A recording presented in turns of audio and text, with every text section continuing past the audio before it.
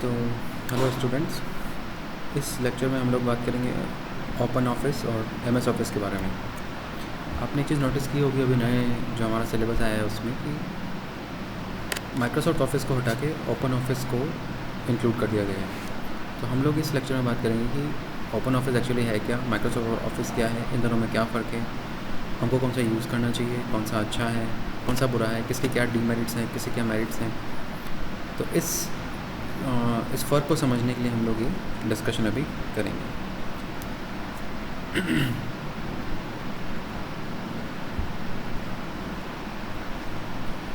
तो हमको एक बेसिक फ़र्क ये समझना चाहिए कि माइक्रोसॉफ्ट ऑफिस जो है वो एक प्राइवेट ओन सॉफ्टवेयर या एक प्रोडक्ट है जिसको एक प्राइवेट कंपनी, माइक्रोसॉफ्ट नाम की प्राइवेट कंपनी खुद से मैनेज करती है, अपने रिसर्च एंड डेवलपमेंट भी खुद से करती है, अपने एम्प्लॉयज़ को सैलरी पे करती है, और वो सॉफ्टवेयर बेचने से, सेलिंग होने से जो इनकम जनरेट होती है वो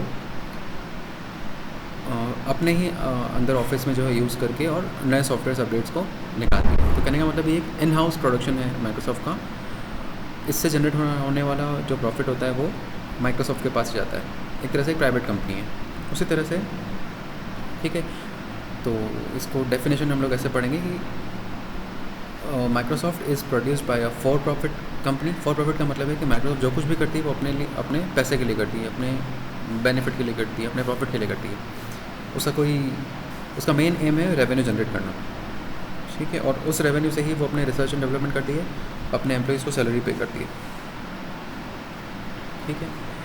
इसके बाद अब हम देखते हैं ओपन ऑफिस क्या होता है। ओपन ऑफिस एक तरह से कुछ ऐसे लोगों का ग्रुप या समूह है जो कि खुद सैलरी नहीं लेते, वो फ्री में उस सॉफ्टवेयर में जो है कंट्रीब्यूट करते हैं, अपना सहयोग देते हैं, और वो जो सॉफ्टवेयर होता है वो फ्रीली सबके लिए अवेलेबल होता है ना। आपको किसी तरह का पैसा पे नहीं करना पड़ता है, न उससे कोई रेवेन्यू जनरेट होता है। बस ये सिर्फ इसलिए है कि सब लोग एक तरह से सोशल कंट्रीब्यूशन कर रहे हैं। इस तरह से ओपन ऑफिस काम करता है।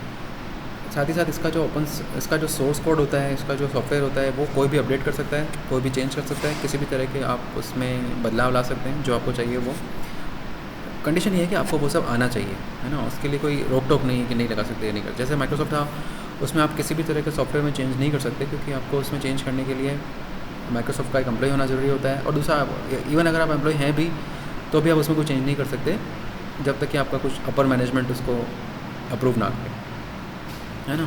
तो इस ओपन ऑफिस के बारे में हम थोड़ा सा पढ़ते हैं। The code is open source goes beyond a companies reach. इसका मतलब ये है कि जो इसका सोर्स कोड है, जो इसका कोड है, जो लिखा जाता है, जो इसकी फाइल्स हैं, जो सपोर्टिंग फाइल्स हैं, वो एक कंपनी तक लिमिटेड नहीं होती है। वो पूरी तरह से ओपन होती हैं, कोई भी उसको देख सकता है, कोई भी उसको अल्टर कर सकता है, कोई भी उसको चेंज कर सकता है, और कोई भी नई ऐड कर सकता है ना। अगली लाइन में यही चीज़ कही गई है, the code for open source software can be use for what ever you like. Open source software को यूज़ करने के लिए भी कुछ लाइसेंस होते हैं जो कि ओपन लाइसेंस होते हैं। उनके लिए वो सॉफ्टवेयर कैसे यूज़ करना है, किस काम के लिए यूज़ करना है, वो आपके ऊपर है। It cost nothing to use open source system. मतलब ओपन सोर्स सॉफ्टवेयर यूज़ करने के लिए, ओपन सोर्स का मतलब ये है कि खुला हुआ सोर्स है, आपको कोई किसी तरह का पैसा पे नहीं करना होता है, ये फ्री ऑफ कॉस्ट होता है, ठीक है। Open standards are use by open source. देखिए, कोई भी जब सॉफ्टवेयर बनता है तो उसके लिए कुछ स्टैंडर्ड फिक्स होते हैं कॉर्पोरेट्स के लिए, है ना। माइक्रोसॉफ्ट किसी भी तरह का सॉफ्टवेयर अपनी मर्जी से नहीं निकाल सकती, उसको कुछ लाइसेंस निकाल तो सकती है, लेकिन उसको यूज़र तक पहुंचाने के लिए उसको कुछ लाइसेंस ऑलरेडी प्री डिफाइंड होते हैं गवर्नमेंट की तरफ से। वो उन लाइसेंस और गाइडलाइंस को फॉलो करते हुए अपने लाइसेंस उनको बनाने होते हैं, है ना। लेकिन ये चीज़ ओपन सोर्स में नहीं होती। ओपन सोर्स के लिए कुछ ओपन स्टैंडर्ड लाइसेंस बने हुए होते हैं, और वही लाइसेंस इनके काम आते हैं, इसलिए इनको ओपन सोर्स लाइसेंस बोलते हैं, जो कि कंपनी तक लिमिटेड नहीं होते हैं, एक जनरल यूज़ या जनरल पब्लिक को यूज़ करने के लिए बनाया जाता है, ठीक है। अगली लाइन लिखा है, with commercially license software there is a company behind this code for the support. इसका मतलब ये है कि जैसे अगर माइक्रोसॉफ्ट ऑफिस बनाती है तो उसके लिए जो लाइसेंस होगा वो कमर्शियली लाइसेंस होगा, है ना। हर कोई उसको चेंज नहीं कर सकता है, और वो माइक्रोसॉफ्ट को ही सपोर्ट करने के लिए बनाया गया होगा,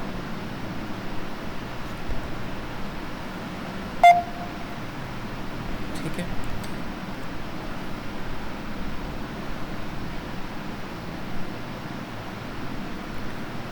अब हमने देखा कि माइक्रोसॉफ्ट ऑफिस और माइक्रोसॉफ्ट ओपन ऑफिस है ना, तो बेसिकली ये सब क्या है?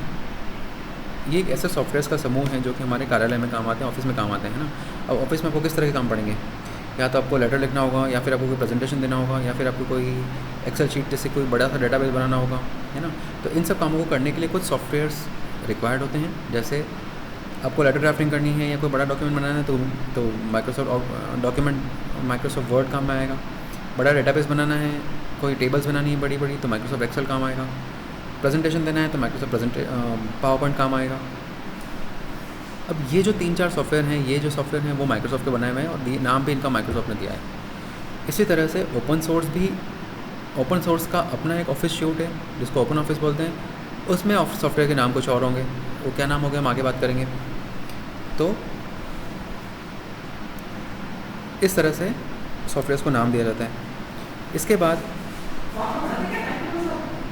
हमारे पास आता है गूगल डॉक्स। गूगल का एक फ्रीवेयर है।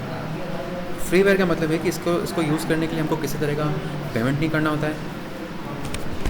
उसके अलावा ये गूगल का बनाया हुआ है ना। तो गूगल ने भी आपके लेटर ड्राफ्टिंग के लिए, बड़ी डेटाबेस की शीट बनाने के लिए, प्रेजेंटेशन बनाने के लिए, इस तरह के लिए कुछ ऑनलाइन सॉफ्टवेयर उन्होंने बनाए हुए हैं जिनको फ्रीवेयर कहा जाता है और ये गूगल ड्राइव का पार्ट होते हैं, है ना। तो हमारे पास 3 ऐसे सॉल्यूशन हैं। एक आपके पास माइक्रोसॉफ्ट ऑफिस है जिसके लिए आपको पेमेंट करना होता है, जिसके लिए आपको पैसा खर्च करना होता है। दूसरा आपके पास में ओपन ऑफिस है। ओपन ऑफिस में कंट्रीब्यूशन करने वाले जो लोग हैं वो पूरी तरह से फ्री में काम करते हैं और उनको किसी तरह का कोई रेवेन्यू जनरेट नहीं होता है। तीसरा है हमारे पास गूगल डॉक्स। ये भी फ्रीवेयर है, लेकिन अब आपके मन में क्वेश्चन आना चाहिए ओपन ऑफिस और गूगल डॉक्स में क्या फ़र्क है ना। तो गूगल डॉक्स फ्रीवेयर है, लेकिन आप इसमें कुछ चेंज नहीं कर सकते। इसका जो सोर्स कोड है, इसका जो ओनर है बेसिकली गूगल है। गूगल चाहेगा वो जो चेंज कर सकता है, आप अपनी मर्जी से कुछ चेंज नहीं कर सकते, है ना। तो ये भी एक कंपनी ही इसको मेंटेन कर रही है, लेकिन फ्री टू यूज़ है ये। इसके लिए आपको कोई पैसा यूज़ नहीं करना पड़ता, पैसा खर्च नहीं करना पड़ता, जैसे कि आपको माइक्रोसॉफ्ट ऑफिस के लिए करना पड़ता है ना। तो इसको फ्रीवेयर बोलेंगे, इसको ओपन ऑफिस नहीं बोलेंगे, ठीक है। माइक्रोसॉफ्ट ऑफिस का जो बेसिक यूएसपी का मतलब है कि जो चीज़ इसको पॉपुलर बनाती है वो है इसका इंटरफेस, है ना। वो इंटरफेस सालों से यूज़ करते करते इतना ज़्यादा लोगों के दिमाग में आ गया कि वो कोई नई चीज़ अब सीखना पॉसिबल नहीं होता है। सीखना पॉसिबल होता भी है तो उसके लिए रिटर्न ऑफ इन्वेस्टमेंट नहीं है ना। कहने का मतलब है कि आप नई तरह का ऑफिस या नया लेटर ड्राफ्टिंग करने के लिए नया सॉफ्टवेयर सीख सकते हो, लेकिन आपके एफर्ट्स बढ़ जाएंगे। पहले तो आप वो ऑफिस सीखो, उसके लिए नई स्किल गेन करो और फिर उस ऑफिस को यूज़ करके आप लेटर ड्राफ्टिंग करो। उससे अच्छा है कि माइक्रोसॉफ्ट ऑफिस यूज़ करो जो ऑलरेडी स्टैंडर्ड है ना। तो कहने का मतलब है कि माइक्रोसॉफ्ट ऑफिस एक ऐसे टाइम पे आया था जब कोई और ऑप्शन अवेलेबल नहीं था, है ना।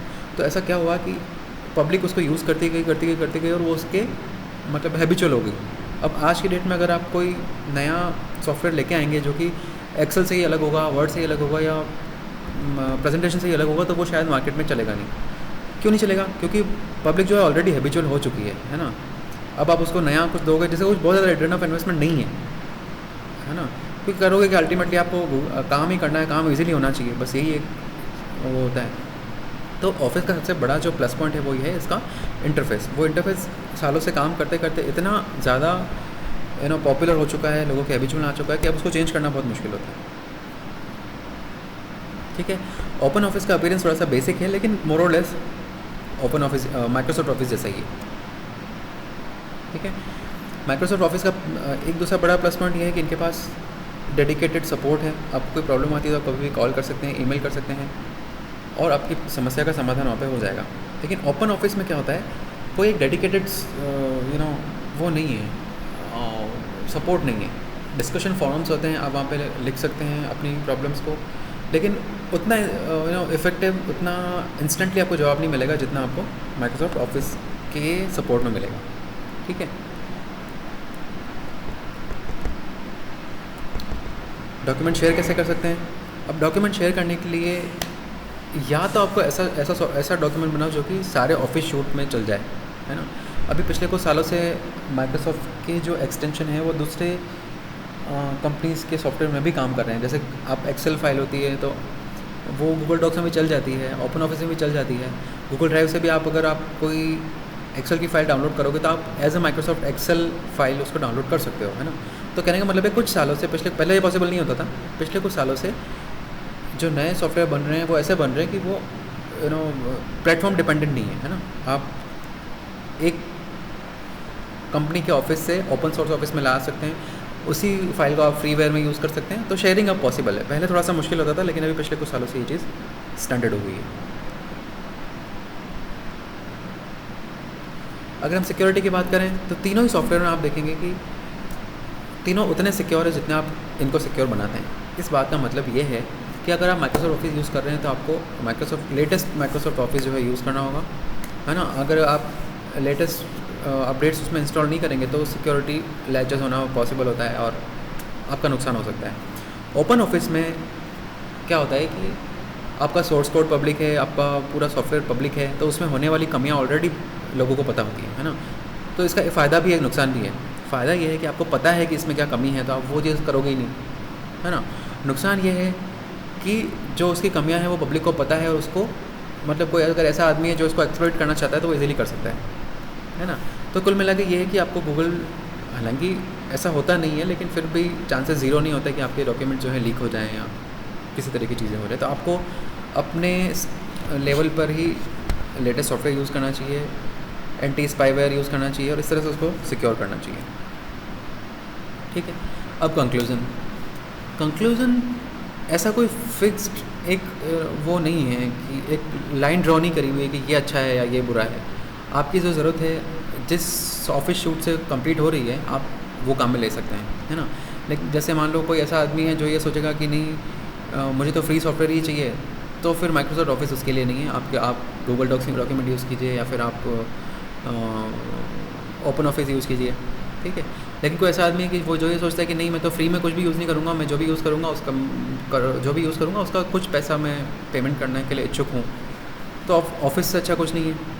लेकिन सिर्फ पेमेंट करने की इच्छा होना सफिशिएंट नहीं होता है। माइक्रोसॉफ्ट ऑफिस का सपोर्ट अच्छा है, अपडेट्स अच्छे हैं, लेटेस्ट टू लेटेस्ट वो नई से नई जो है चीज़ें इंक्लूड करता रहता है, नए अपडेट्स आते रहते हैं और आपका काम थोड़ा सा इजी होता रहता है ना। तो ऐसे कोई फिक्स्ड लाइन ड्रॉ नहीं है कि कौन सा ऑफिस शूट आपके लिए अच्छा है। जिस भी चीज़ से आपका पर्पस सॉल्व हो रहा है वही आपके लिए बेस्ट है ना। तो ये चीज़ आपको सोचनी होती है। यही एक मेन डिफरेंस है ओपन ऑफिस और माइक्रोसॉफ्ट ऑफिस। और एक अगर हम तीसरी चीज़ को भी कंसिडर करें, गूगल डॉक्स। ठीक है, ओके, थैंक यू।